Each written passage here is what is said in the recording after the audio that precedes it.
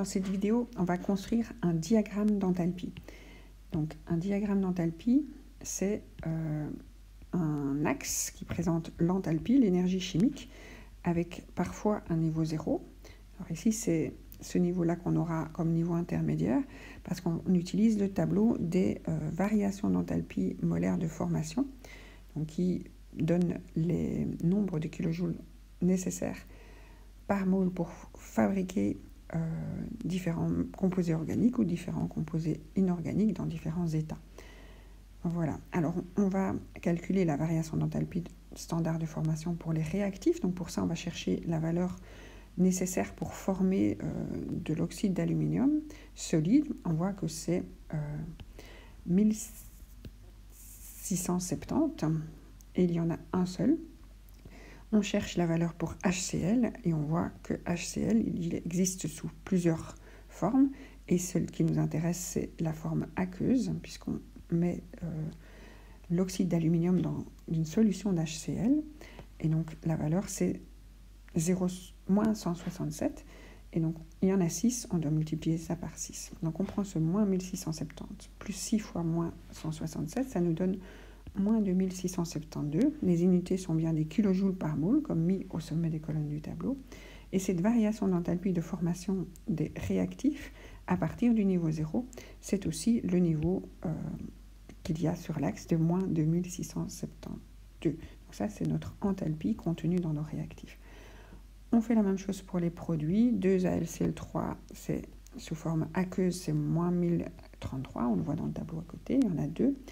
Et pour l'eau liquide, on va voir ça au niveau de l'hydrogène. Et l'eau liquide, c'est moins 286. Et il y en a 3, on fait 3 fois. Donc quand on fait l'addition, on obtient moins 2924 kJ par mole. Et à nouveau, c'est l'étage des produits.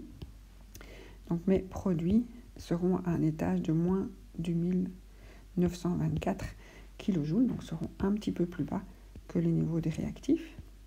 Et ce qu'on vient de calculer, c'est la variation d'enthalpie standard de formation des produits. Tout à l'heure, c'était la variation d'enthalpie de formation standard des réactifs. Alors, qu'est-ce qu'on met sur l'étage des corps purs simples? Donc, c'est le niveau 0. C'est à partir de quoi on forme les molécules. Alors, s'il y a de l'aluminium dans mes réactifs, je vais aller chercher la forme 0 pour l'aluminium. Et la forme 0 pour l'aluminium, c'est l'aluminium solide. Et donc, j'ai 2 aluminium, je mets donc 2 Al sur mon étage 0. Pour l'oxygène, l'état 0 de l'oxygène, c'est O2 gazeux. Et comme j'ai 3 oxygènes, je vais prendre 3 demi-molécules de dioxygène. Je précise que c'est bien l'état gazeux. Pour l'hydrogène qu'il y a encore dans mes réactifs, la forme à l'étage 0, la forme élémentaire, la forme corps pur simple, c'est H2 gazeux. Et donc, comme j'ai 6 hydrogènes, je prends 3 molécules de H2 gazeux. J'ai aussi 6 chlore, et le chlore, c'est aussi Cl2 gazeux. Et donc, 6 chlore, 3 molécules de dichlore à l'état gazeux. Voilà, donc ça, c'est ce qu'on met sur le stade central avec des plus. Ça s'écrit vraiment comme des réactifs et comme des produits. Mais eux sont maintenant tout à fait séparés et à l'état élémentaire. Voilà. Alors, qu'est-ce qu'il nous reste encore à calculer? On a la variation d'enthalpie à partir de 0 pour les réactifs. Pour les produits, nous, ce qu'on cherche, c'est justement entre le niveau des réactifs et le niveau des produits, la variation d'enthalpie molaire de la réaction. Donc, on va utiliser la fin, le niveau des produits, moins le début, le niveau des réactifs, pour obtenir la différence entre les deux qui reste négative. Donc, moins 2924, le niveau des produits, moins 2672 le niveau des réactifs et j'ai quelque chose de négatif, moins 252 kJ par mole. Donc je peux indiquer cette information énergétique dans l'équation thermochimique. Alors il y avait un dernier petit exercice de problème stoichiométrique. On vous proposait de faire réagir 0,36 mol de HCl et il restait 0,9 mol de HCl à la fin.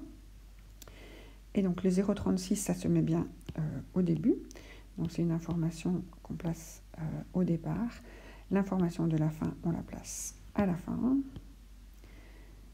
Oups.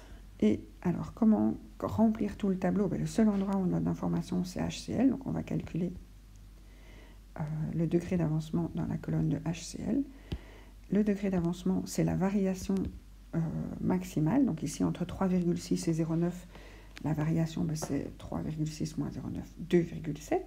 On divise ça par le coefficient, qui vaut 6, qu'on a indiqué là, et on obtient 0,45, et on le place partout, 0,45. On vérifie que quand on fait 3,6 moins 6 fois 0,45, on obtient 0,9. Et puis on est sûr de soi, et on peut calculer qu'aucun des produits n'était présent au départ. Donc on en obtient 2 fois 0,45 ou 3 fois 0,45. Pour l'énergie, c'est pareil. 252 fois 0,45, l'énergie dégagée par cette réaction, elle est là. Alors la question qu'on posait, c'était remplir le tableau en entier. Donc il reste encore à remplir l'autre réactif. Alors lui, il va être à 0. Parce que si on a un excès d'HCl, c'est ce qu'on nous propose, qu'il reste 0,9 mol d'HCl à la fin, c'est obligatoire que l'autre réactif est en défaut, il a été limitant. C'est lui qui a arrêté la réaction et qui n'a pas permis de consommer tout l'HCl. Donc une réaction complète, au moins un réactif réagit complètement. Et donc pour retrouver la quantité nécessaire d'Al2O3, il faut faire le calcul à l'envers. Donc il fallait 0,45 mol pour pouvoir consommer une fois 0,45 mol au cours de la réaction.